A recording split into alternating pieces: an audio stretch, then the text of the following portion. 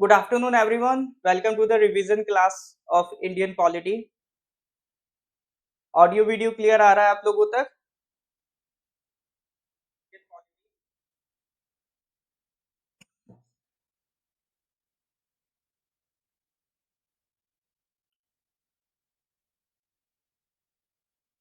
हाँ जी sir, audio video clear है आप लोगों तक?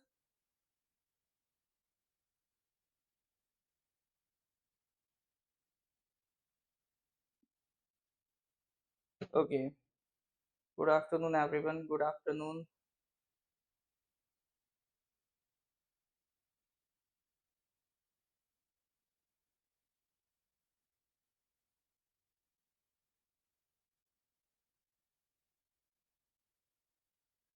ओके। निगेटिव मार्किंग का क्वेश्चंस कैसे सॉल्व करें? ठीक है, निगेटिव मार्किंग का बेसिकली मतलब क्या है? आपका निगेटिव मार्किंग का जो बेसिक मतलब है वो ये है। पहली बात तो निगेटिव मार्किंग हेड कांस्टेबल में है, एपीएसएसबी के जो बाकी एग्जाम्स होंगे उसमें नहीं है। जैसे अभी सीजीएल का आया था नोटिफिकेशन, उसमें निगेटिव मार्किंग नहीं है ना? तो अभी जो हेड कांस्टेबल है उसमें होगी सर। करेक्ट करने पे 2 नंबर मिलेंगे, गलत करने पे 0.5 मार्क्स आपका डिडक्ट हो जाएगा। तो अटेम्प्ट तो सर आपको वैसे ही करने हैं जैसे आप करते हो, उसमें कुछ स्ट्रेटेजी वगैरह बहुत चेंज नहीं होगी। बस इस चीज का ध्यान रखिएगा, जिन क्वेश्चंस में आप श्योर ना हो उसमें तुक्के मत मारिएगा ज्यादा, क्योंकि अदरवाइज आप अगर उनको लीव कर दोगे तो 0 मार्क्स कटेगा, उससे कोई असर नहीं पड़ेगा। बट हाँ, अगर आपका वो गलत हो गया तो फालतू में 0.5 मार्क्स आपका कट जाएगा। और अगर 4 गलत हो गए, 4 क्वेश्चन गलत हो गए, तो एक करेक्ट के बराबर वो नंबर आपके खा जाएगा। स्ट्रेटेजी सिंपल रखना है। सबसे पहले वो क्वेश्चंस अटेम्प्ट करो जो आपको कंफर्म हो आते हैं, और जब आप अटेम्प्ट कर रहे हो उन्हें, तो जो नहीं आते हैं आपको, जो लगता है कि ये थोड़ा सा अगर इस पे दिमाग लगाएंगे या एफर्ट मारेंगे हो जाएगा, तो उसको सर्कल कर दो आप। तो जो परफेक्ट वाले क्वेश्चन से वो हो जाए, तो फिर वो सर्कल वाले क्वेश्चंस को अटेम्प्ट करो आप। ठीक है, वो निपटा लो। उसके बाद आप जो क्वेश्चंस आपको लग रहा है कि बिल्कुल नहीं होने, उन पे एक ट्राई मार लो, शायद कोई बन जाए एक आध उसमें से। और तुक्के का सर सीन ऐसा है, जहां पर आपको श्योर हो कि मान लो 4 ऑप्शन दिए हैं, ए बी सी डी, आपको लग रहा है कि इसमें से मान लो कि बस एक ऑप्शन एलिमिनेट कर पा रहे हो, बाकी 3 ऑप्शन में से कोई एक आंसर है, इतना कंफ्यूजन है, तो उसमें तुक्का मत मारना। अगर ऐसा लगे कि मान लो हाँ 4 ऑप्शन है, ए बी सी डी, इनमें से आप इतना श्योर हो जाओ कि हाँ ये 2 आंसर तो नहीं है, इन 2 में से कोई एक आंसर है, तो जहां पर 2 ऑप्शन आपके पास बच रहे हो, जहां पर 50-50% सही होने की प्रोबेबिलिटी हो, वहां पर आप ये तुक्का वाला स्ट्रेटेजी लगा सकते हो, वहां पर थोड़ा सा गैसिंग कर सकते हो। अदरवाइज जहां पर सिर्फ एक ऑप्शन एलिमिनेट हो रहा है, वहां पर तुक्के मत लगाना। चलिए, और क्वेश्चंस बिल्कुल वही अटेम्प्ट करिएगा जिसमें आप परफेक्ट हो, जिनको आप अच्छे से जानते हो, अदरवाइज वो दिक्कत हो सकती है सर। यही निगेटिव मार्किंग का आपका मतलब है। ठीक है सर। चलिए, आते हैं वापस से सर अपना पॉलिटी की तरफ। तो देखिए सर, आपका जो सिलेबस है, ठीक है, हेड कांस्टेबल में जीएस की अगर हम बात करें, एक तो सर आपका पॉलिटी है ही, उसके अलावा इकोनॉमी है, हिस्ट्री है, ज्योग्राफी है, जनरल साइंस है। ठीक है, स्टैटिक सब्जेक्ट इतने हैं। उसके अलावा सर आपका फिर अरुणाचल जीके है, करंट अफेयर्स है ना, ये पोर्शन आपका आ जाते हैं। बट जो स्टैटिक पोर्शन है वो आपके ये 5 सब्जेक्ट कवर होते हैं। तो अभी हम लोग बात कर रहे हैं सर इंडियन पॉलिटी की। अब अगला सवाल आता है कि सर इंपॉर्टेंट क्या क्या इनमें। देखो, इंपॉर्टेंट की अगर मैं बात करूं तो इंडियन पॉलिटिक्स एक इंपॉर्टेंट टॉपिक है। ठीक है, ज्योग्राफी इंपॉर्टेंट टॉपिक है। तो ये दो सबसे ज्यादा इंपॉर्टेंट टॉपिक है आपका, पॉलिटी और ज्योग्राफी, आपके एग्जाम के हिसाब से। हिस्ट्री में भी, उसके बाद सर आप देखोगे हिस्ट्री और जनरल साइंस का वेटेज है ना। हिस्ट्री से भी क्वेश्चंस आ जाते हैं। जब हम हिस्ट्री का रिवीजन करेंगे तो देखेंगे हिस्ट्री में किस तरह के क्वेश्चंस आपको देखने को मिलते हैं, कौन कौन से टाइप ऑफ क्वेश्चन ज्यादा आते हैं। इसी तरह से जनरल साइंस में भी बात करेंगे। तो सबसे ज़्यादा अगर आप जनरली क्वेश्चंस देखोगे तो वो आपका ज्योग्राफी से देखोगे या सर आपका पॉलिटी से देखोगे। चलो, आगे बढ़ते हैं सर। तो पॉलिटी को स्टार्ट करते हैं। पॉलिटी में आपका कुछ टॉपिक्स लिख लो सर, बहुत इंपॉर्टेंट है, जो आपको किसी भी हाल में मिस नहीं करना है। एक है फंडामेंटल राइट्स और एक है सर प्रेसिडेंट वाला पार्ट। ठीक है, ऐसा नहीं बाकी जगह से क्वेश्चन नहीं आते, आते हैं, लेकिन सबसे इंपॉर्टेंट अगर टॉपिक्स की आप बात करोगे पॉलिटी में, तो एक है सर आपका फंडामेंटल राइट्स, एक है आपका प्रेसिडेंट वाला part. I hope it is clear. ठीक है, तो ये दो टॉपिक्स को सबसे ज्यादा वेटेज आपको देनी है। चलिए जी, तो पॉलिटी सर आपका स्टार्ट कहाँ से होता है? पॉलिटी सर आपका स्टार्ट होता है मेकिंग ऑफ द कॉन्स्टिट्यूशन से।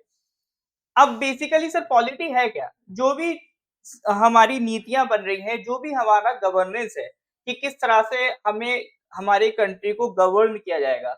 जैसे आप अमेरिका में जाओ, वहां पे प्रेसिडेंशियल सिस्टम होता है, प्रेसिडेंट होता है, ठीक है। इंडिया में आ जाओ, यहाँ पार्लियामेंट होती है, पार्लियामेंट में प्राइम मिनिस्टर होता है, प्रेसिडेंट होता है।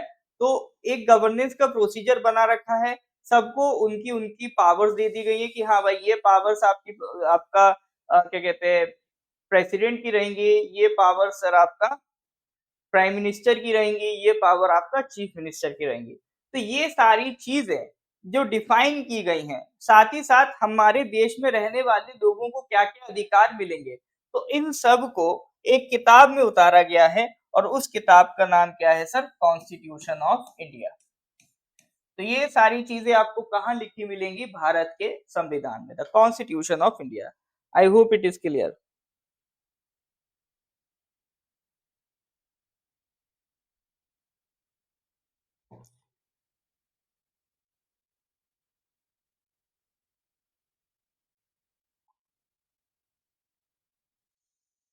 ठीक है सर, तो ये है आपका कॉन्स्टिट्यूशन ऑफ इंडिया। अब कॉन्स्टिट्यूशन ऑफ इंडिया में जो जो बातें लिखी हैं, जो जो पॉइंट्स इंपॉर्टेंट है, उसी से डिराइव होगी जो गवर्नेंस है, दैट इज योर पॉलिटी। ठीक है, पॉलिटी में सर हम बात करते हैं कि किस तरह से एडमिनिस्ट्रेशन हो रहा है, किस तरह से आपको राइट्स मिल रहे हैं। ठीक है, डिफरेंस समझो, हम पॉलिटी की बात कर रहे हैं, पॉलिटिक्स की बात नहीं कर रहे हैं। यहाँ पर बात हो रही है एमएलए का काम क्या होता है, यहाँ पर ये बात नहीं हो रही कि एमएलए को कैसे खरीदें, है ना। तो दैट इज पॉलिटिक्स, पॉलिटिक्स अलग है, पॉलिटी अलग है। तो पॉलिटी की बात हो रही है, तो कोई नेता बनना चाह रहा हो और क्लास में बैठ गया तो ये सोच के मत बैठना कि नेता नगरी सीख जाएंगे, है ना। चलिए, तो पॉलिटी में सर जो कॉन्स्टिट्यूशन बनता है, तो कॉन्स्टिट्यूशन कब से लागू है, उसकी क्या स्टोरी है, तो एक बैकग्राउंड सबसे पहले हम डिस्कस करते हैं, मेकिंग ऑफ द कॉन्स्टिट्यूशन। तो सबसे पहले आ जाते हैं sir making of the constitution. तो कॉन्स्टिट्यूशन की शुरुआत कैसे होती है सर? 1947 में, ठीक है, 1947 में अगर आप जाओगे, हमारे देश को आजादी मिलती है। लेकिन आजादी से पहले ही, अब ऐसा तो है नहीं कि सर ऐसा हुआ था कि 14 अगस्त को सब चिल कर रहे थे, रात को एकदम से अंग्रेजों ने कहा we are going, I we quit, और अगले दिन वो चले गए, ऐसा तो नहीं था। आजादी हमें 15 अगस्त 1947 को मिली है, लेकिन इसकी प्रिपरेशन कुछ सालों से पहले से ही शुरू हो गई थी। आजादी में एक बड़ा रोल प्ले किया वर्ल्ड वॉर टू 1939 से 1945 में। इसने ब्रिटेन को कमजोर कर दिया था। भले ही ब्रिटेन ये वर्ल्ड वॉर टू जीत गया था, बट उसने ब्रिटेन को कमजोर कर दिया था। अब उनके पास एक ज्यादा बेहतर ऑप्शन नहीं बचा था सिवाय इसके कि वो भारत को छोड़ दें। तो उस टाइम ब्रिटेन के प्राइम मिनिस्टर थे क्लीमेंट एटली, उन्होंने डिसाइड किया कि वी आर क्विटिंग इंडिया, अब हम इंडिया को छोड़ के जा रहे हैं। तो जब वो छोड़ के जा रहे थे तो पावर ट्रांसफर करनी थी, ठीक है। साथ ही साथ हमारी एक जो डिमांड थी कि भाई हमें एक कॉन्स्टिट्यूएंट असेंबली बना के दो, जिसका काम क्या होगा? कॉन्स्टिट्यूशन को क्रिएट करना, ठीक है, कॉन्स्टिट्यूशन ड्राफ्ट करना। तो ब्रिटिशर्स ने जाने से पहले एक कैबिनेट मिशन प्लान भेजा था 1946 में। 1946 में कैबिनेट मिशन प्लान आता है और उसने हमें परमिशन दे दी थी कि हम एक कॉन्स्टिट्यूएंट असेंबली बना सकते हैं, और इस असेंबली का काम क्या होगा? कॉन्स्टिट्यूशन बनाना। उससे पहले ध्यान रखना 1934 में सीपीआई के एक नेता थे एम एन रॉय, उन्होंने भी डिमांड की थी कि भाई ये कॉन्स्टिट्यूएंट असेंबली होनी चाहिए जिसका काम क्या हो? संविधान बनाना। ठीक है, तो पहली बात तो ये हो गई सर, कॉन्स्टिट्यूएंट असेंबली का काम क्या है, कॉन्स्टिट्यूशन ड्राफ्ट करना। तो ये 1946 में हमने अप्रूव करवा लिया था। तो आपका सितंबर का करीब महीना था, कैबिनेट मिशन प्लान आया, हमने इसको अप्रूव करवा लिया। अच्छा, उस टाइम एक और डिमांड चल रही थी, 2 कंट्रीज क्रिएट करने की, इंडिया और पाकिस्तान। हालांकि ये डिमांड अभी भी एक्सेप्ट नहीं होगी 1946 में। ये बिल्कुल एंड में जाके जो 3 जून को आपका माउंटबेटन अनाउंस करेंगे 1947 में, तब डिसाइड होगा कि हाँ 2 कंट्रीज बन रहे हैं। अभी ये सितंबर 1946 चल रहा है, इसमें इस तरह की कोई बात नहीं की गई है। 2 कॉन्स्टिट्यूएंट असेंबली की डिमांड की भी गई थी कि इंडिया का अलग हो, पाकिस्तान का अलग, उसको रिजेक्ट कर दिया गया। ठीक है, तो एक कॉन्स्टिट्यूएंट असेंबली की डिमांड यहाँ पर एक्सेप्ट हो जाती है। चलिए, तो अब सबसे पहला पॉइंट हमने क्या देखा, 1946 कैबिनेट मिशन प्लान, वहां से परमिशन मिल रही है किसकी, कॉन्स्टिट्यूएंट असेंबली की। अब दूसरा आता है सर, हाँ जी, इसका रिकॉर्डिंग जरूर यूट्यूब में अपलोड होगा। ठीक है, जितना भी हमारा फेसबुक पे क्लास होता है उसका रिकॉर्डिंग डेफिनेटली यूट्यूब में जरूर अपलोड होता है। ठीक है, हाँ सर, अब बात आती है सर, ठीक है, आपने क्या कहते हैं, कॉन्स्टिट्यूएंट असेंबली बनाने की परमिशन दे दी, लेकिन उसमें कितने मेंबर्स होंगे, कहाँ से होंगे, ये सारी चीजें, तो ये सारी चीजें कहलाती हैं कंपोजिशन ऑफ कॉन्स्टिट्यूएंट असेंबली। ठीक है, अब देखो ये रिवीजन क्लास है सर, ये रिवीजन क्लास है, तो इसमें मैं बहुत ज्यादा डिटेल में जाके एक एक चीज आसानी से आपको नहीं समझाऊंगा, क्योंकि अगर एक एक चीज डिस्कस करेंगे तो वो 10 लेक्चर कम से कम आपका खा जाता है इंडियन पॉलिटी, है ना। तो हमें तो एक दो क्लास में से रिवीजन करके आगे बढ़ना है। तो मैं ये बताता चलूंगा कि आपको क्या क्या पॉइंट ध्यान रखने की जरूरत है ना। तो जैसे कंपोजिशन की अगर हम बात करें, तो कॉन्स्टिट्यूएंट असेंबली में कितने मेंबर्स थे ये जरूर ध्यान रखना। ठीक है, कॉन्स्टिट्यूएंट असेंबली में सर कितने मेंबर्स से, 389 मेंबर्स से। फिर उसमें फर्दर डिवीजन करा जाता है कि 296 ब्रिटिश इंडिया से थे, 93 प्रिंसली स्टेट्स थे। ठीक है, वो ध्यान रहे तो रहे, अदरवाइज ये जरूर ध्यान रखना कि टोटल कॉन्स्टिट्यूएंट असेंबली में कितने मेंबर्स अलोकेट हुए थे, 389। अच्छा 389 लेकिन कभी मौजूद नहीं रहे थे। ठीक है, क्योंकि इसमें कुछ सीटें मुस्लिम लीग वालों की भी थी, फिर उन्होंने तो बॉयकॉट कर दिया था, क्योंकि उनको अलग से आपका असेंबली बनाने की परमिशन नहीं मिली थी। तो 389 सीट्स भले थी, लेकिन 389 मेंबर्स कभी इसमें मौजूद नहीं रहे थे। तो एक क्वेश्चन कंपोजिशन से जो जनरली आ जाता है, दैट इज द कितने मेंबर्स से कॉन्स्टिट्यूएंट असेंबली में।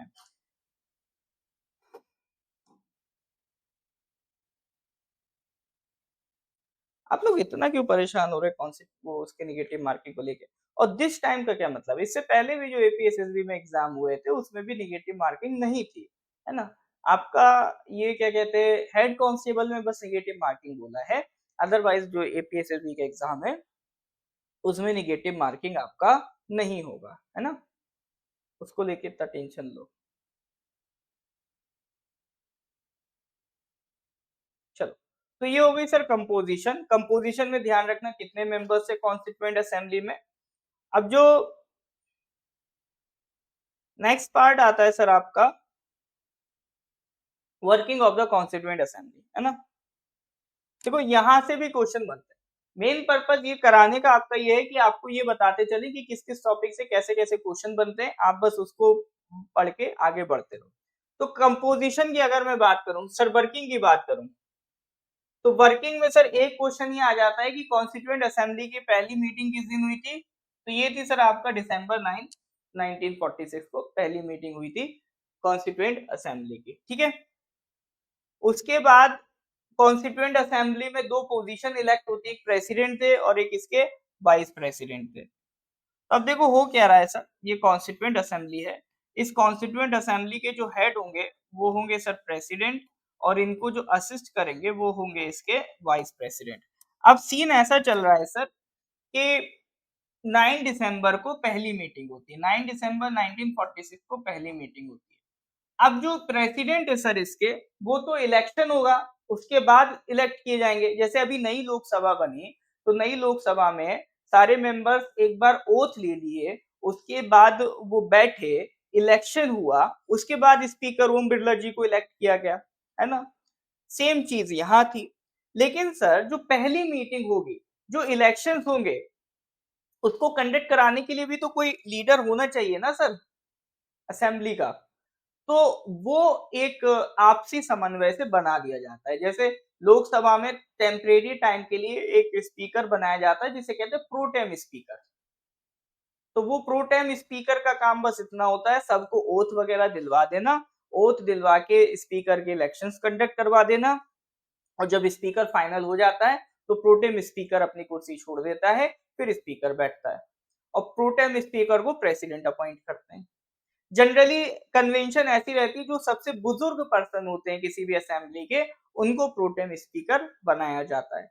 इस बार भी थोड़ा यही कंट्रोवर्सी हुई थी कि जिनको प्रोटेम स्पीकर बनाया गया वो एल्डेस्ट मेंबर नहीं थे, तो अपोजिशन ने कहा भी कि भाई एल्डेस्ट को बनाते हैं। तो यही चीज यहाँ करी गई। यहाँ पर जो एल्डेस्ट थे वो थे सर सच्चिदानंदा सिन्हा, ठीक है। यहाँ के जो एल्डेस्ट मेंबर थे वो कौन थे सर, डॉक्टर सच्चिदानंदा सिन्हा। पूरा नाम याद ना रहे, एस सिन्हा करके याद रख लेना। तो टेम्परेरी तौर पे तो सच्चिदानंदा सिन्हा जी को बना दिया गया आपका president of the constituent assembly. उसके बाद सर इलेक्शन हो गए।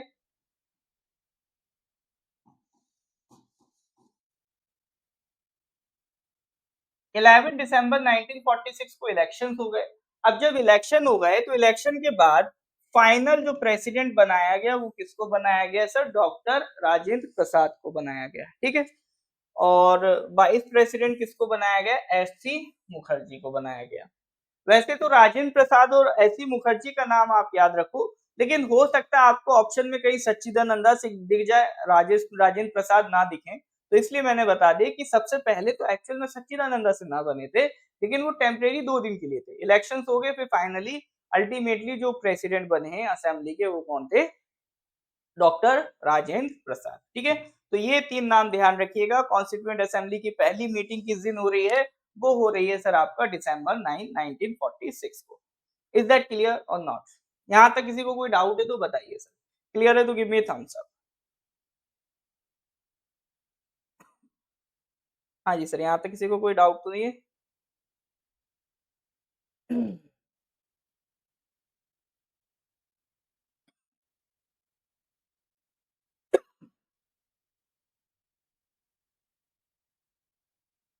नेक्स्ट आ जाता है सर आपका ऑब्जेक्टिव रेजोल्यूशन। देखिए सिंघम जी, ऐसा है ना, सब आपकी तरह उतना अभी ऐसा नहीं है ना, सारे स्टूडेंट आपकी तरह बहुत फास्ट है। अगर आप जल्दी भी चाहते हैं तो इसका रिकॉर्डिंग देख लीजिएगा, उसमें 1.5 टाइम्स आप स्पीड करके देख लीजिएगा। क्योंकि जहाँ पर समझाने की ज़रूरत है वहाँ हम समझाते चलेंगे, जहाँ पर फास्ट फॉरवर्ड करने की ज़रूरत है वहाँ फास्ट फॉरवर्ड कर देंगे, ठीक है ना? तो वो डिपेंडिंग ऑन द सर ऐसा होता है कि मतलब बाकी सारे स्टूडेंट्स भी हैं, बहुत से ऐसे स्टूडेंट्स हैं जिनका सिलेबस भी पूरा नहीं हो पाया है, तो वो इस रिवीजन क्लास पे ही डिपेंड कर रहे हैं कि एक बार उसको देख के वो अच्छे से एग्जाम दे सकते हैं, ठीक है। तो इस वजह से ये अगर रिवीजन करेंगे तो कायदे से करेंगे, यहाँ अपन कोई फॉर्मेलिटी नहीं करने आए है ना सर।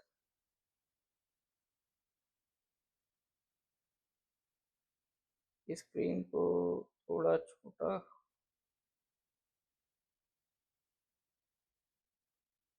इतना ही है सर, कुछ भी छूट नहीं रहा है। इसको मैं यहाँ ऑन कर लेता हूँ, ठीक, इतना ही है आपका, ऐसा कुछ इसमें छूट नहीं रहा है।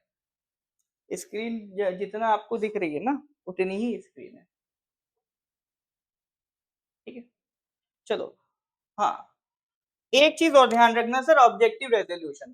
तो 9 दिसंबर 1946 को पहली मीटिंग हो रही है, 11 दिसंबर को सर आपका इलेक्शन हो रहे हैं, स्पीकर बन प्रेसिडेंट बन रहे हैं असेंबली के।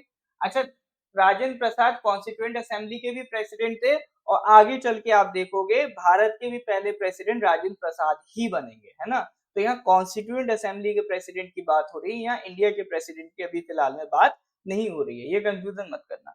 तो उसके बाद सर जब काम शुरू होगा तो 13 दिसंबर 1946 को एक ऑब्जेक्टिव रेजोल्यूशन लाया जाएगा। ऑब्जेक्टिव रेजोल्यूशन बेसिकली एक डॉक्यूमेंट था जिसमें नेहरू जी ने मेंशन कर रखा था कि हाँ ये चीजें हमें करनी है, इस डायरेक्शन में आगे बढ़ना है, ये चीजें संविधान में लिखनी है। तो वो था आपका ऑब्जेक्टिव रेजोल्यूशन जिसको सबने एक्सेप्ट कर लिया था। अच्छा, एक क्वेश्चन ये आ जाता है, दो क्वेश्चन आते हैं इधर से। पहली चीज, ऑब्जेक्टिव रेजोल्यूशन लेके कौन आया था, जवाहरलाल नेहरू, ठीक है। देखो मैं बहुत मुद्दे मुद्दे की बात कर रहा हूँ, यहाँ मैं एग्जैक्टली वही पॉइंट्स बता रहा हूँ जो एग्जाम में डायरेक्ट आते हैं। तो ऑब्जेक्टिव रेजोल्यूशन सर लेके कौन आया था? जवाहरलाल नेहरू। किस दिन लाए थे? 13 दिसंबर 1946। और इसको पास किस दिन किया गया था सर? 22 जनवरी 1947। ये ध्यान रखना। तो ऑब्जेक्टिव रेजोल्यूशन से 3 पॉइंट ध्यान रखना, कौन लेके आया था, किस दिन लाया था, किस दिन इसको पास किया गया। ठीक है, तो ये 3 पॉइंट सबसे ज्यादा आपका इंपॉर्टेंट है। कोई नहीं लिख पा रहा हो तो स्क्रीनशॉट लेते जाए, है ना। अगर लग रहा है कि सर नहीं लिख पा रहा हूँ, टाइम नहीं मिल रहा है, क्योंकि लिखने का सर टाइम नहीं हो पाएगा, तो आप उसको क्या करें, स्क्रीनशॉट लेके आगे बढ़ें। ठीक है, बाकी इसकी रिकॉर्डिंग तो आपको मिलेगी मिलेगी। तो ये हो गया सर आपका ऑब्जेक्टिव रेजोल्यूशन। फिर इसी में सर कुछ चीजें घटाई गई, कुछ चीजें बढ़ाई गई, और उसी के बाद फाइनल कॉन्स्टिट्यूशन आप देखने को आपको मिलता है। चलिए, और भी कुछ काम किए गए थे सर कॉन्स्टिट्यूएंट असेंबली ने। जैसे ये जरूर ध्यान रखना कि नेशनल एंथम, नेशनल सॉन्ग ये अडॉप्ट हुआ था सर 24 जनवरी 1950।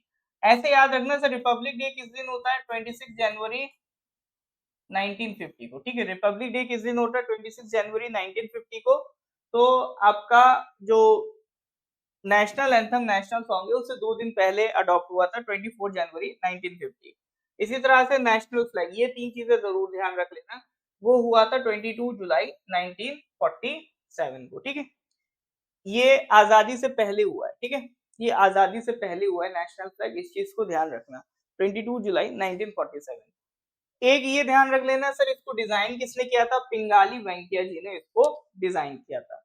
अच्छा, फ्लैग से रिलेटेड भी एक क्वेश्चन आ जाता है कि फ्लैग का वो पूछ लेता है सर, रेशियो। तो अपना फ्लैग क्या है सर? तो 2-4 चीजें ध्यान रखना। ट्राई कलर फ्लैग है, ये इक्वल, राइटिंग मेरी थोड़ी सी, ड्राइंग तो बहुत ही खराब है।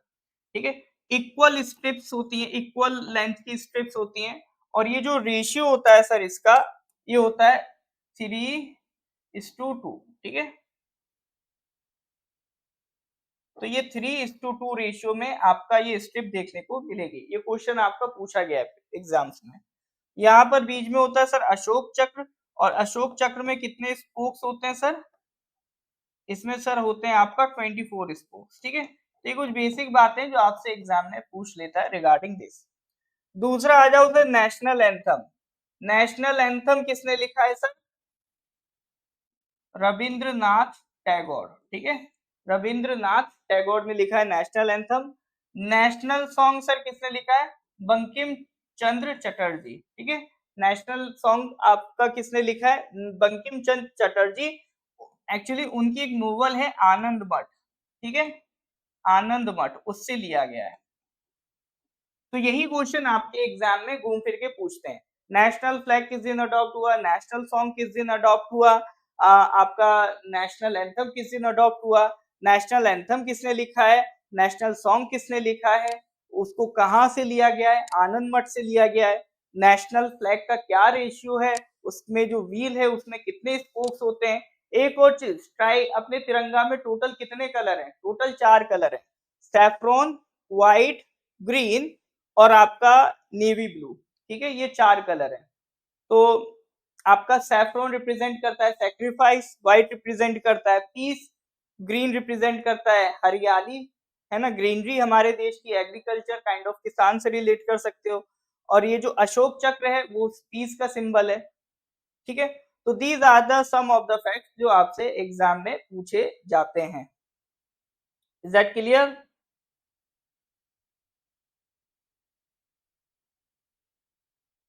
हाँ जी सर, यहाँ तक कोई डाउट है तो बताइए।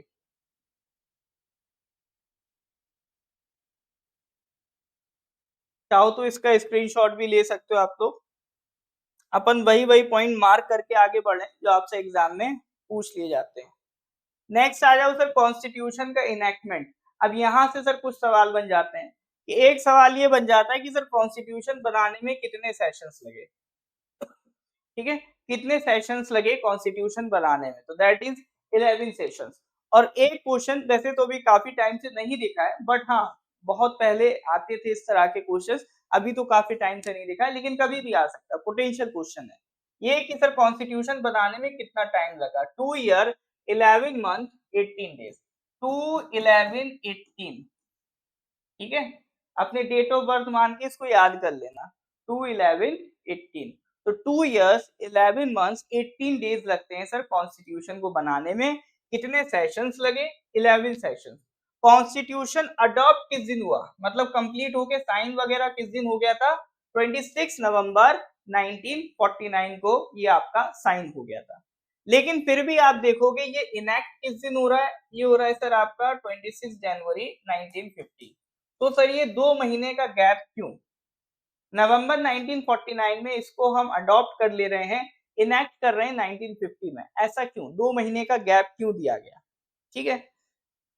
तो उसमें 2 चीजें सर ध्यान रखना। पहली चीज तो ये कि आपका थोड़ा पोर्शन कॉन्स्टिट्यूशन का वो नवंबर 1949 में लागू हो गया था, for example citizenship, but majority of the जो पोर्शन है वो 26 जनवरी 1950 को ही लागू होगा। क्यों?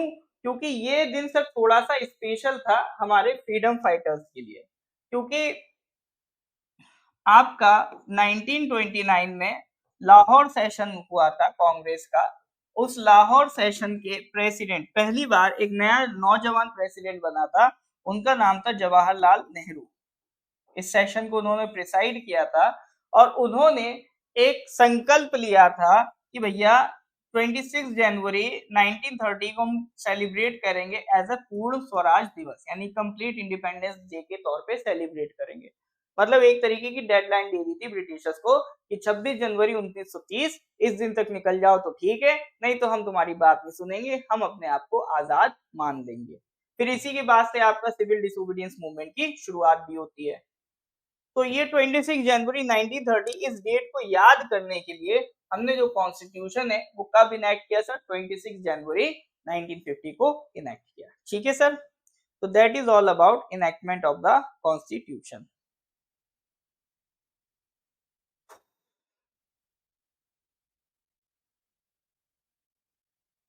ठीक है सर।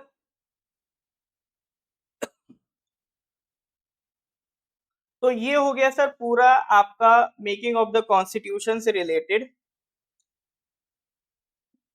अब एक बार मैं समराइज करा देता हूँ सारी चीजें मेकिंग ऑफ द कॉन्स्टिट्यूशन में। देखो 1946 को अभी तक जो हम पढ़ के आए हैं मेन मेन पॉइंट्स क्या थे?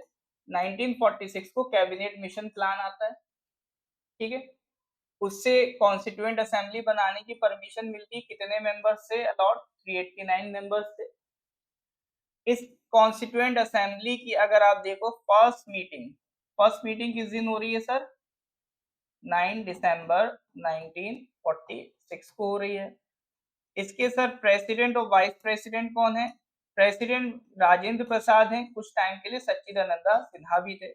वाइस प्रेसिडेंट डॉक्टर, ये भी डॉक्टर हैं, एच सी मुखर्जी, ठीक है, डॉक्टर एस सी मुखर्जी, ये वाइस प्रेसिडेंट है। साथ ही साथ 13 दिसंबर 1946 को क्या आ रहा है सर आपका? ऑब्जेक्टिव रेजोल्यूशन आ रहा है, और ये पास किस दिन हो रहा है? 22 जनवरी 1947 को ये आपका पास हो रहा है, ठीक है। और क्या बातें हैं सर? और क्या बातें आपको ध्यान रखनी है? और ये ध्यान रखना था national flag, national anthem, national song ये किस दिन अडॉप्ट हो रहे हैं, इनकी डेट्स याद रख लेना, ठीक है। कॉन्स्टिट्यूशन बनाने में टोटल 11 सेशंस लगे, 2 इयर्स 11 मंथ 18 डेज लगे, और 26 नवंबर 1949 को ये अडॉप्ट होता है, और 26 जनवरी 1950 को ये आपका लागू हो जाता है, ठीक है। तो अभी तक अगर आप देखोगे तो जितनी भी बातें हमने करी उसकी समरी ये है, ये पॉइंट मेनली आपको ध्यान रखने हैं, ठीक है। चलिए यहाँ तक किसी को कोई डाउट है तो बताइए। क्लियर है सर?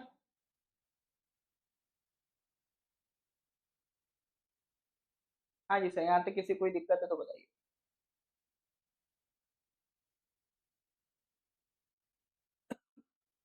ऑलराइट,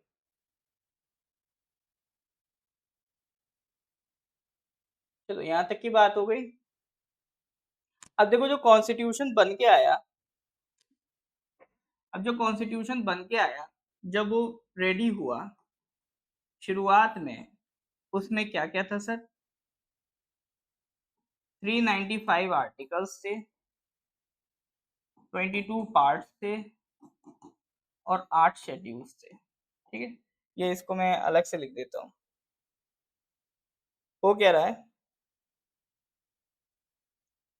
जब संविधान बना, ठीक है, तो जैसे कोई बुक होती है उसमें चैप्टर्स होते हैं, तो संविधान में क्या थे सर? पार्ट्स।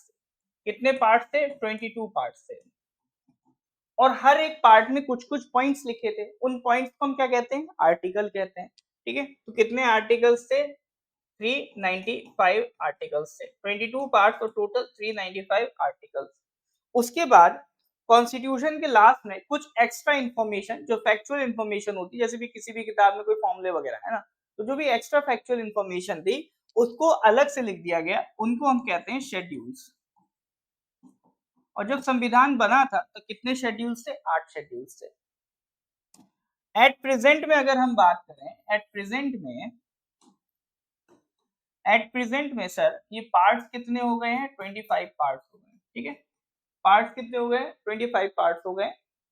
आर्टिकल्स तो सर अब आप गिनना छोड़ दो, कोई नहीं पूछने वाला। 450।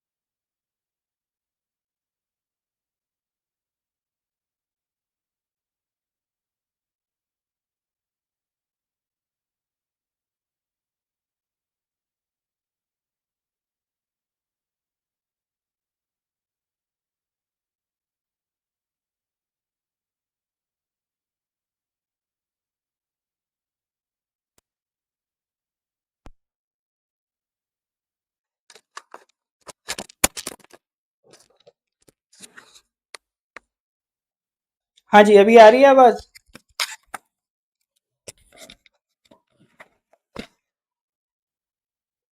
आवाज आ रही है अभी?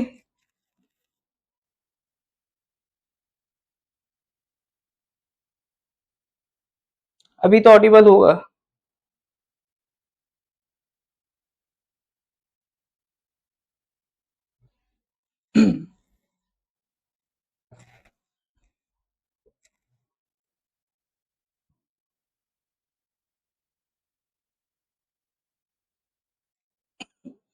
ऑलराइट। हाँ, तो अपन क्या कह रहे थे? अपन ये कह रहे थे सर 12 शेड्यूल है। Schedule 1 territories, emolument, affirmation oath, Rajya Sabha seat allocation, scheduled areas, other tribal areas, federal list, official languages, land reforms, defection, panchayat, municipalities. ठीक है, तो ये सारे आपका क्या है? शेड्यूल्स। कहां से आवाज चली गई थी? अच्छा, कोई बताएगा आवाज कहां से चली गई थी? मैं वहीं से रिपीट कर दूंगा।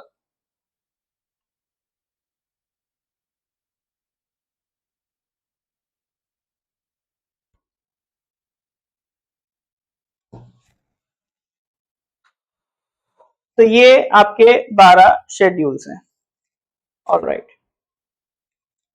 तो इनको याद रखने की टेक्निक याद रखना सर, इनको याद रखने की टेक्निक याद रखना, टीयर्स ऑफ ओल्ड पीएम, है ना। अब एक एक चीज में सर डिटेल में नहीं जाएंगे वरना बहुत टाइम टेकिंग हो जाएगा, तो इनको बस ये याद रखना कि सर हर एक डिस्क्रिप्शन का पहला लेटर मिला के एक ट्रिक बना दी गई है, टीयर्स ऑफ ओल्ड पीएम। इससे 12 के 12 शेड्यूल्स याद रख सकते हैं। अगर मान लो कोई जैसे पूछ रहे शेड्यूल 4, तो 1 2 3 4 आर से राज्यसभा, ठीक है। एम, एम फॉर म्यूनिसिपैलिटीज, ठीक है। तो इस तरह से करके 12 शेड्यूल्स हैं, आप इसको याद रख सकते हो। टोटल आर्टिकल्स, चलो वो चीज मैं एक बार फिर से रिपीट कर देता हूं। मैं सर ये कह रहा था, जब कॉन्स्टिट्यूशन बना था 26 नवंबर 1949 में, तब हमारे पास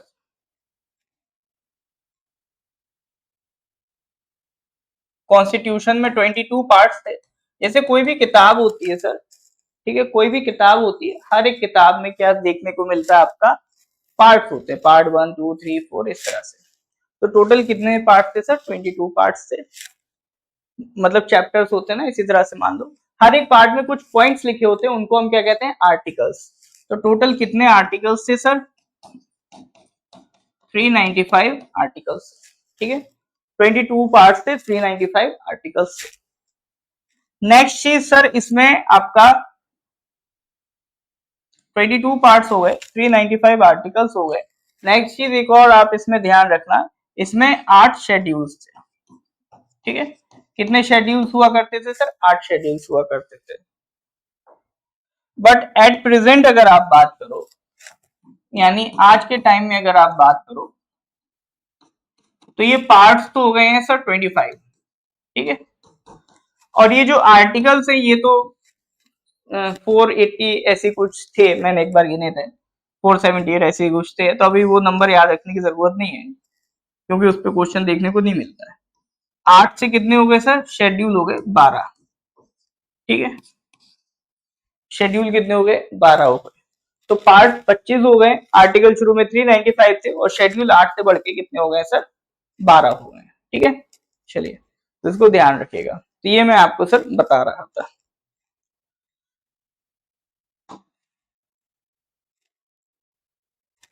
तो शेड्यूल्स हो गए हैं सर। शेड्यूल के बाद अब एक एक करके पार्ट वाइज हम लोग स्टडी करना शुरू करेंगे। जैसे आज के टाइम में टोटल 25 पार्ट है कॉन्स्टिट्यूशन में, ना 25 पार्ट, पहले 22 हुआ करते थे। तो 1 2 3 4 ऐसे करके स्टार्ट करेंगे। बट उससे पहले एक बार बता दो, यहाँ पे किसी को कोई डाउट है? हाँ जी सर, यहाँ पे किसी को कोई डाउट है तो give me thumbs up. Clear है तो गिव मी थम, सॉरी, डाउट है तो पूछ लीजिए, क्लियर है तो give me thumbs up.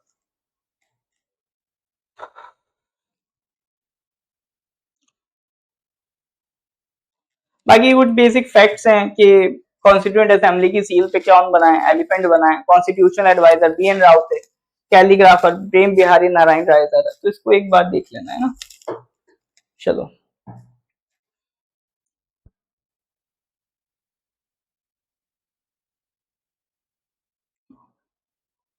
Start करते हैं सर। अच्छा, ये चीज और है, सोर्सेज ऑफ द कॉन्स्टिट्यूशन, एक बार आप इसको पढ़ लीजिएगा, है ना। इस पे भी कभी कभी क्वेश्चन देखने को मिल जाते हैं। बाकी जब हम लोग पार्ट्स पढ़ते हैं तो ये सारी चीजें उसमें तो कवर कर ही लेते हैं। हाँ, एक चीज और रह गई थी, कॉन्स्टिट्यूशन में एक प्रिएम्बल भी होता है, ठीक है। जैसे कोई भी किताब होती है, उसमें आप देखोगे तो एक फर्स्ट पेज होता है इंट्रोडक्शन की, किताब है किस बारे में, तो वो चीज क्या कहलाती है, प्रिएम्बल।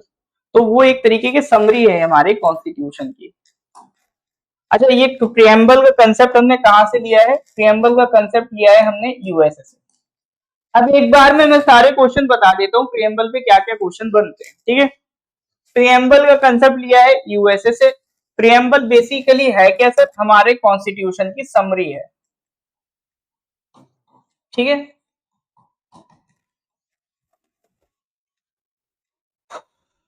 उसके बाद एक सवाल आता है कि सर प्रिएम्बल को कितनी बार अमेंड किया गया है, ठीक है। एक ही बार अमेंड किया गया, कौन सा अमेंडमेंट था, 42nd अमेंडमेंट 1976, ठीक है।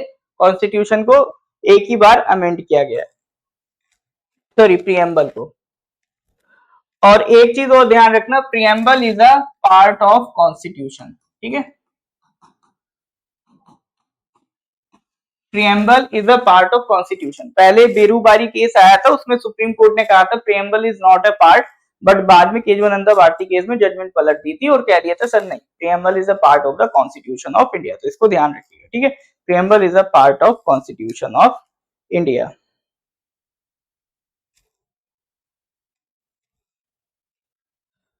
448 ओइलिन जी, आप जरूर कोई वो कुछ स्टैंडर्ड बुक्स हैं उनको पढ़ के आ रहे हो, उसमें 448 लिखा है। 448 से बहुत आगे निकल चुके हैं सर हम।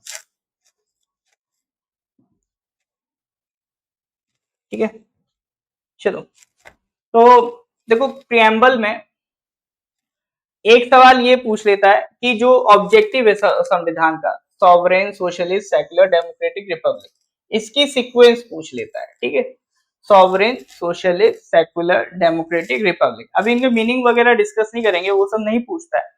तो ये ध्यान रखना, ये 5 वर्ड जो है इसकी सीक्वेंस आपके एग्जाम में आ जाती है, sovereign, socialist, secular, democratic, Republic. और सर उसके अलावा एक चीज ये ध्यान रखना कि अमेंडमेंट के बाद, ठीक है, अमेंडमेंट के बाद इसमें कौन कौन से वर्ड्स ऐड किए गए थे। तो अमेंडमेंट के बाद सर ये जो 2 वर्ड है, सोशलिस्ट, सेकुलर, ये ऐड किए गए थे। ज्यादातर लोग यही गलती करते हैं, उनको लगता है कि सिर्फ सोशलिस्ट सेकुलर ऐड किया गया था, जबकि एक और वर्ड है सर ये इंटीग्रिटी। ठीक है, 3 वर्ड्स आपके ऐड किए गए थे अमेंडमेंट से, सोशलिस्ट, सेकुलर एंड इंटीग्रिटी। ठीक है, अदरवाइज प्रियम्बल में ये 3 वर्ड्स पहले नहीं थे, तो इनको after the amendment in 42nd amendment से 1976 के बाद इसको ऐड किया गया था। तो प्रियम्बल से घूम फिर के यही सारे सवाल आपके बनते रहते हैं। ठीक है, तो घूम फिर के यही सवाल आपको देखने को मिलेंगे। चलिए, तो that is the preamble. Preamble के बाद सर आ जाते हैं parts of the constitution. Parts of the constitution, पहला पार्ट बेसिकली एक चीज बताता है कि India that is Bharat shall be a union of states. अब इस पे क्वेश्चन क्या बनते हैं, जैसे आजकल कभी अभी कुछ टाइम पहले जब G20 हो रहा था तो एक बड़ी डिबेट हो रही थी कि शायद नाम बदल जाए, कि जैसे प्रियम्बल में दो, संविधान में हमारे 2 नाम है, एक है इंडिया और एक है भारत। तो कुछ लोगों ने कहा कि नहीं, भारत को पहले कर दो, या हो सकता है इंडिया नाम हटा ही दिया जाए, अब सिर्फ भारत नाम रह जाएगा, है ना। तो इस तरह की काफी डिबेट चल रही थी। तो हो सकता है आपसे वो पूछ ले कि कौन कौन से नाम और किस आर्टिकल में लिखे हैं। तो हमारे 2 ऑफिशियल नेम है सर, इंडिया और भारत। ठीक है, ये 2 हमारे ऑफिशियल नेम है तो और भी कई, जैसे हिंदुस्तान हम यूज कर देते हैं। ठीक है, तो Hindustan is not the official name. Official name 2 ही है, इंडिया और भारत। ठीक है, और ये किस में लिखा है, आर्टिकल 1 में। तो ये पूछ सकता है कि इंडिया के जो 2 नाम है वो कॉन्स्टिट्यूशन के किस आर्टिकल में लिखे हैं, तो वो आर्टिकल 1 में ही लिखे हुए हैं। पहली चीज तो ये ध्यान रखना। दूसरी ये ध्यान रखना, जैसे कोई कंट्री होती है फेडरल, कोई कंट्री होती है यूनिटरी स्ट्रक्चर वाली। इंडिया ना ही फेडरल है ना ही यूनिटरी है, संविधान उसे क्या कहता है, यूनियन ऑफ स्टेट्स। प्रैक्टिकली अगर हम देखें तो हम क्वासी फेडरल में आते हैं, जो पॉलिटिकल थ्योरिस्ट हमें कैटेगराइज करते हैं। बट फेडरल वर्ड संविधान में कहीं नहीं लिखा है।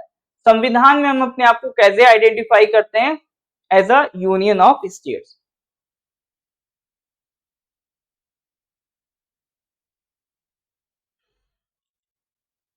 ठीक है, तो संविधान को हम अपने आप को कैसे आइडेंटिफाई करते हैं, हम अपने आप को आइडेंटिफाई करते हैं as a union of states.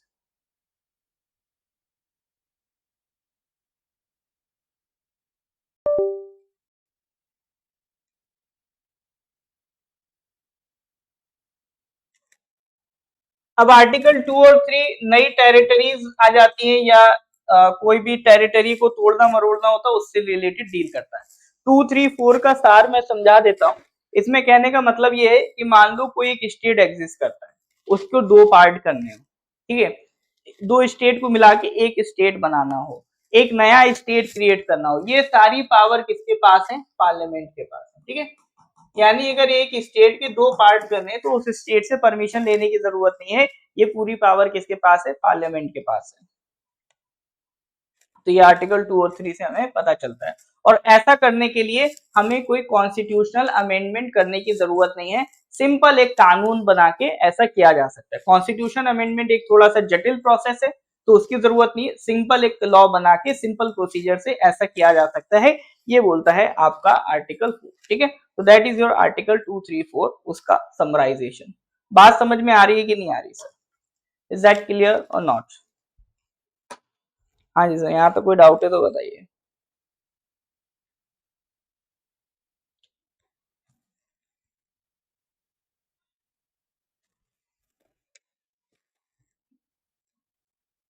ठीक है सर यहाँ तक।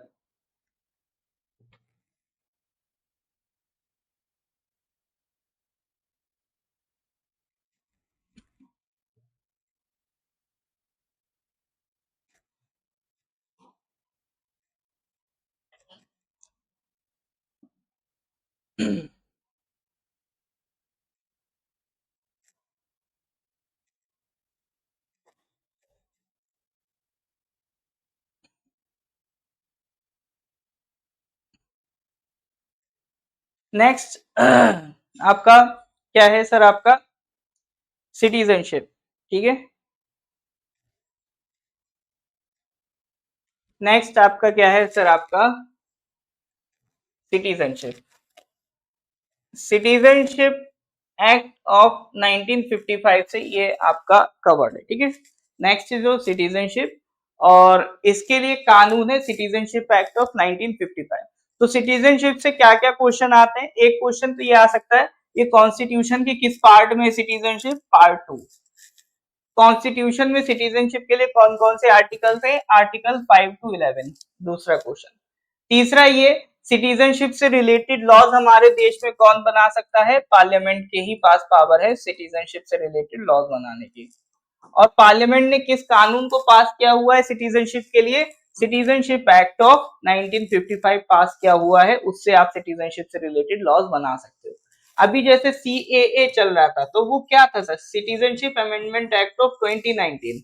तो वो इसी एक्ट को अमेंड किया गया था, 1955 वाले में ही अमेंडमेंट था, तो उसको हम कह रहे थे सिटीजनशिप एक्ट ऑफ 2019, जिसको लेके काफी कंट्रोवर्सीज थी।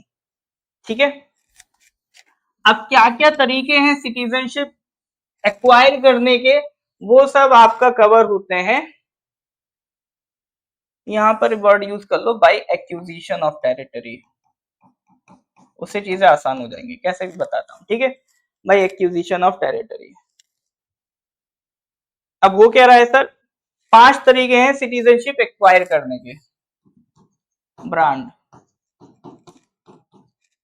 Birth, registration, acquisition, naturalisation, descent. ठीक है, birth, registration, acquisition, naturalisation, descent. तो ये 5 तरीके हैं सर आपका सिटीजनशिप एक्वायर करने के। तो citizenship of act of 1955 prescribe 5 ways to acquire citizenship, और 3 तरीके हैं छोड़ने के sir, renunciation, termination, deprivation, RTD. इसको ध्यान रखिएगा, 3 तरीके हैं सिटीजनशिप छोड़ने के, रिनंशिएशन, टर्मिनेशन, डेप्रिवेशन। हाँ जी सर, बात समझ में आ रही है सर।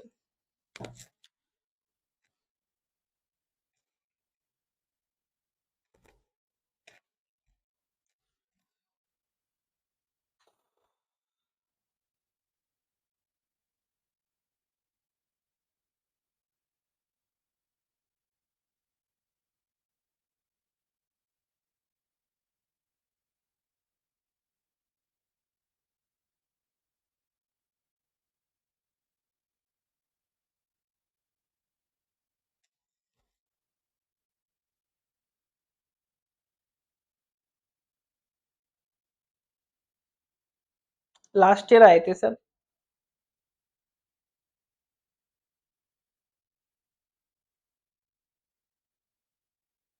ठीक है, क्या हुआ, थक गए सर? अभी आगे बढ़ने की हिम्मत है कि नहीं है सर, या थक गए सर, हो गया ऐसा है? आगे बढ़े,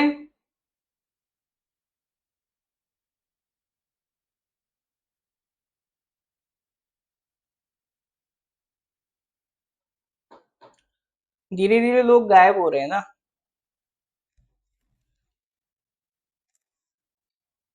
क्योंकि अगला जो, ठीक है, अगला जो पार्ट है वो इम्पोर्टेंट है सर, सारी कहानी। ये तो सर एक तरीके के, चलो ठीक है, आप में हिम्मत है तो हमें भी है। तो अभी तक का जो पार्ट था आपका, वो एक बेसिक जानकारी थी, है ना। अब जो पार्ट आपका शुरू हो रहा है, वो that is the most important, fundamental rights, है ना। फंडामेंटल राइट्स से क्वेश्चन आने की संभावना सबसे ज्यादा होती है। कोशिश करेंगे इसको शॉर्ट में करें। चलो जी, तो मतलब बेसिक हमारा फोकस इसी पे रहेगा कि क्वेश्चन किस तरह से उसमें पूछे जाते हैं। है ना? क्वेश्चन किस तरह से उसमें पूछे जाते हैं वो हमारा बेसिक फोकस रहेगा। तो जैसे फंडामेंटल राइट्स में अगर हम बात करें तो आपका एक क्वेश्चन तो यही आता है कि सभी कौन से पार्ट में कवर है, पार्ट 3 में कवर है, आर्टिकल 12 से लेकर आर्टिकल 35, ठीक है। पार्ट 3 कहां से कहां तक है, आर्टिकल 12 से लेकर आर्टिकल 35 जो आपका फंडामेंटल राइट से डील करता है, जिसमें एक्चुअल में जो फंडामेंटल राइट है वो 14 से 32 तक है। 12 और 13 तो एक तरीके के इंट्रोडक्शन है, और 33, 34, 35 वो बता रहे हैं किसको फंडामेंटल राइट नहीं देने, है ना। एक्चुअल में तो देखोगे वो 14 से 32 ही है, बट ये जो पूरा पार्ट 3 है ये आपका कवर है आर्टिकल 12 से 35। अब इसमें जो सर आपका अलग अलग राइट्स हैं, जैसे एक तो सर ये समझो जो आर्टिकल 12 है वो क्या बता रहा है सर, स्टेट की डेफिनेशन, यानी बार बार फंडामेंटल राइट्स में आता है कि स्टेट ये नहीं कर सकता वो नहीं कर सकता, तो बार बार जो वर्ड आता है स्टेट उसको डिफाइन किया गया आर्टिकल 20, सॉरी आर्टिकल 12। आर्टिकल 13 कहता है ऐसा कोई भी लॉ जो फंडामेंटल राइट को वायलेट करेगा वो नल एंड वाइड हो जाएगा, यानी उसकी कोई वैल्यू नहीं रहेगी। अगर ऐसा कोई कानून बनता है जो फंडामेंटल राइट के खिलाफ जाता है तो वो कानून कैंसिल आउट कर दिया जाएगा, ठीक है। कौन करेगा, कोर्ट करेगी। तो दैट इज आर्टिकल 13। उसके बाद 14 से शुरू होता है सर आपका फंडामेंटल राइट।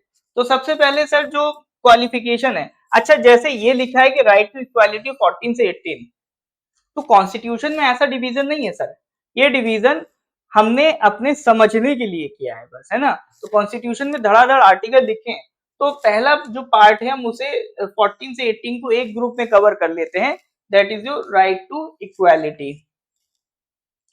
तो जो आर्टिकल 14 है उसमें दो चीजें हैं, equality before law and equal protection of laws, मतलब कानून सबके लिए सेम होना चाहिए, कुल मिला के आर्टिकल 14 कहता है।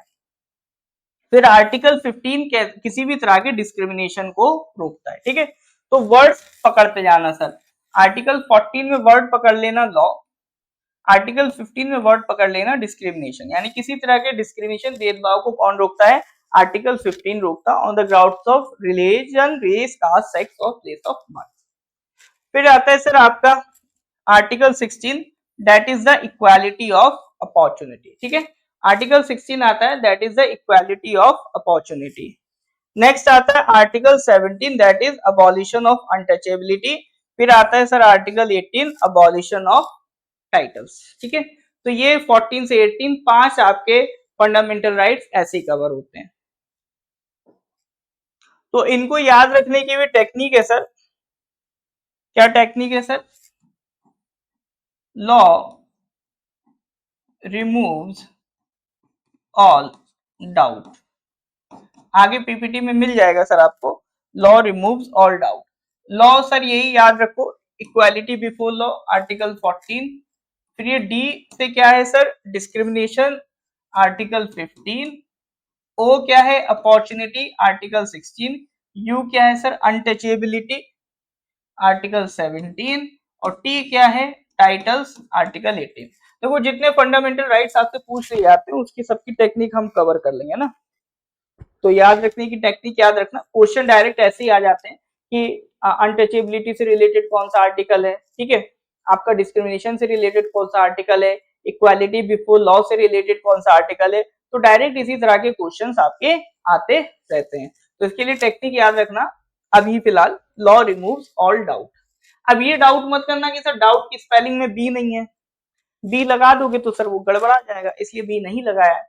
अदरवाइज DOUBT होती है, ऐसा नहीं सोच, ये मत सोचना कि मास्टर को डाउट की स्पेलिंग नहीं पता है, वो आपके लिए बी हमने हटा रखा है ताकि वो एक्रोनिम आपका सेट हो जाए, ठीक है। तो लॉ रिमूव्स ऑल डाउट, इसमें सर आपका क्या कहते हैं आर्टिकल 14, 15, 16, 17, 18 कवर हो जाता है, ठीक है सर। 14 से 18 की कहानी यहाँ आपकी निपट जाती है। आगे बढ़े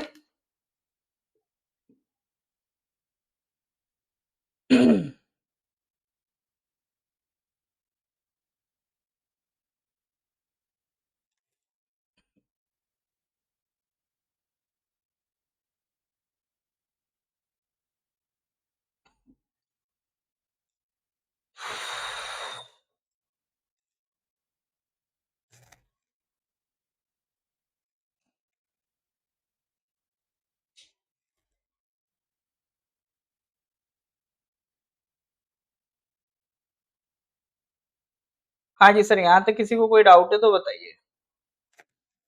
कोई क्लियर है तो गिव मी थम्स अप। यहाँ तक समझ पा रहे हैं?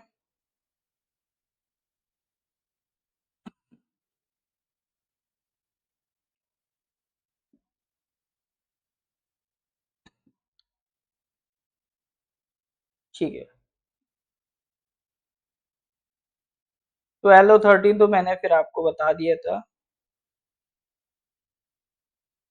फिर ये आपका टेक्निक है, इसमें अभी कुछ और आर्टिकल्स हैं वो भी मैं ऐड कर देता हूँ, फिर ये पूरा समझाता हूँ क्या मतलब है। हाँ, फिर आ जाओ सर 19 से 22। ठीक है, 19 से 22। 19 से 22 की बात करोगे सर आप, तो इसमें सबसे पहले तो 19 में 6 फ्रीडम आपकी कवर है। ठीक है, आर्टिकल 19 में 6 फ्रीडम आपकी कवर है। कौन कौन सी सर? पहली है बोलने की आजादी, freedom of speech and expression. दूसरी है सर असेंबल होने की आजादी, जैसे हम लोग प्रोटेस्ट वगैरह करते हैं तो एक जगह इकट्ठे हो जाते हैं।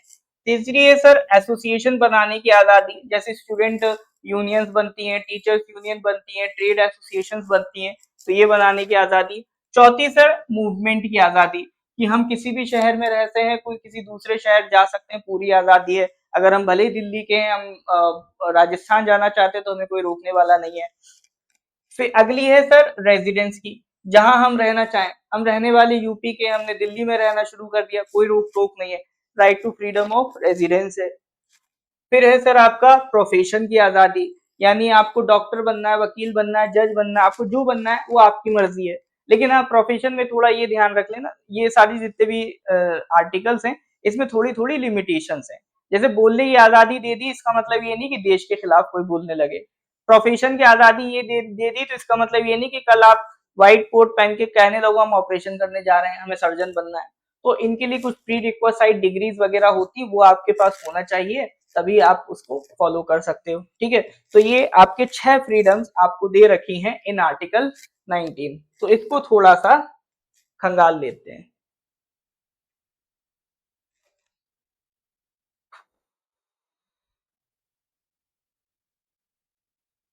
देखो इसमें करना क्या है, ऐसे समझो, ये 6 याद रखने की कोशिश करते हैं। जो 6 फ्रीडम पढ़ी है कैसे याद रखेंगे सर? ऐसे याद रखेंगे सर, आपका एक दोस्त था, श्याम नाम था, वो पोलैंड चला गया। अब आपने देखा होगा लोग सर यूरोप अमेरिका वगैरह चले आते हैं तो उनका एक्सेंट बदल जाता है ना, तो वो थोड़ा सा उसी एक्सेंट में बात करने लगते हैं, वो ये नहीं कहेंगे दिस इज माय कार, वो कहेंगे माय कार, है ना, तो इस तरह से एक्सेंट में चेंज आ जाता है। तो श्याम ने भी वहां गया तो वहां की हवा लग गई, श्याम ने अपना नाम बदल दिया, नाम रख लिया साम। ठीक है, सैम रख लिया सर। थोड़ा एस्ट्रोलॉजी वगैरह में बिलीव करता था तो उससे किसी ने कह दिया सैम रखो विद डबल ए, तुम्हें लिए फायदा होगा। तो उसने श्याम से अपना नाम चेंज करके क्या कर लिया, सैम कर लिया विद डबल ए। तो अब हम क्या कहेंगे सर? अब हम कहेंगे कि Sam with double A resides in Poland. ठीक है, सैम रिसाइड्स इन पोलैंड। अच्छा, इधर आर्टिकल 19 में हमने क्या कहा, क्या लिखी हुई है, सारी 6 फ्रीडम। तो आर्टिकल 19 का जो सब क्लॉज 1 है, ठीक है, सब क्लॉज 1 में 6 फ्रीडम लिखी हुई है। तो सब clause A, sub clause B, sub clause C, sub clause D, इस तरह से कर करके ये 6 फ्रीडम लिखी हुई है। तो अब देखो सर, सैम, तो आर्टिकल 19 सब क्लॉज 1, ठीक है, तो सब क्लॉज ए ऐसे हो जाएगा freedom of speech and expression. फिर बी वाला क्या हो जाएगा सर, ए से असेंबली। फिर सर सी वाला क्या हो जाएगा, एसोसिएशन। ठीक है, सी वाला क्या हो जाएगा, एसोसिएशन। अगर किसी को ये डाउट आ रहा हो कि असेंबली पहले आएगा कि एसोसिएशन आएगा, दोनों को डिक्शनरी में घुमा दो, कौन पहले आएगा, असेंबली पहले आएगा डिक्शनरी के हिसाब से। फिर एम, एम बोले तो सर मूवमेंट। ठीक है, एम बोले तो movement, speech and expression, assembly, association, movement. फिर रिजाइड, रिजाइड से क्या हो जाएगा सर, फ्रीडम ऑफ रेजिडेंस, फिर ये इन से कुछ नहीं है, और पहले एक प्रॉपर्टी का राइट होता था, ठीक है, अब वो नल एंड वॉइड हो गया, ठीक है, अब ये एग्जिस्ट नहीं करता है। पहले 7 हुआ करते थे, ये वाला अब खत्म हो गया है, कौन सी अमेंडमेंट से? 44th कॉन्स्टिट्यूशन की अमेंडमेंट थी 1978 से, इसको हटा के कहां पहुंचा दिया गया है? आर्टिकल 300 ए में पहुंचा दिया गया है, ठीक है, ये हटा दिया गया। इसके बाद सर पोलैंड से क्या समझोगे सर आप? पोलैंड से कुछ नहीं समझना सर, पी है, पी बोले तो सब क्लॉज जी है प्रोफेशन, ठीक है, पी से क्या समझोगे सर आप? प्रोफेशन, ठीक है। तो ये आपके 6 क्या हो गए? फंडामेंटल 6 फ्रीडम्स हो गई जो आपकी कवर है अंडर आर्टिकल 19, ठीक है, ये 6 freedoms are covered under article 19, ठीक है सर।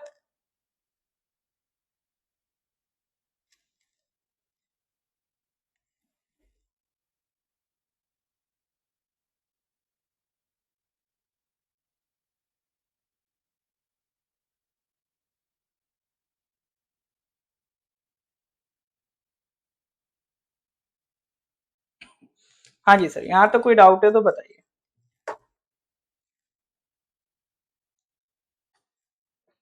तो वो जो अपनी लाइन चल रही थी, लॉ रिमूव्स ऑल डाउट, उस पे एक और जोड़ देना sir, give 6 freedom, Sam resides in Poland, is that clear और नॉट?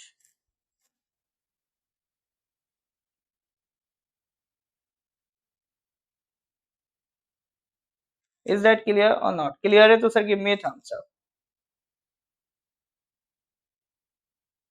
ठीक है।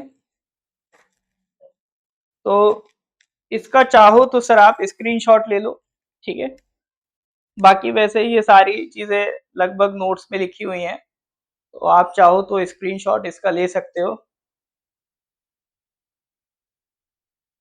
अब मैं इसको फिर हटा रहा हूँ, है ना। तो आज की जो कहानी हो गई है सर, हमने फंडामेंटल राइट्स तक कर लिया है, अभी इसका रिवीजन 1-2 दिन और कंटिन्यू रखेंगे, है ना, संडे में भी हम करेंगे, सैटरडे में भी करेंगे, तो ये चीज आपका, अब रिट्स पे पहुंचेंगे सर वासी जी, तो रिट्स की भी बात करेंगे, ठीक है, रिट्स पे जब हम पहुंचेंगे तो रिट्स की भी बात करी जाएगी, ठीक है।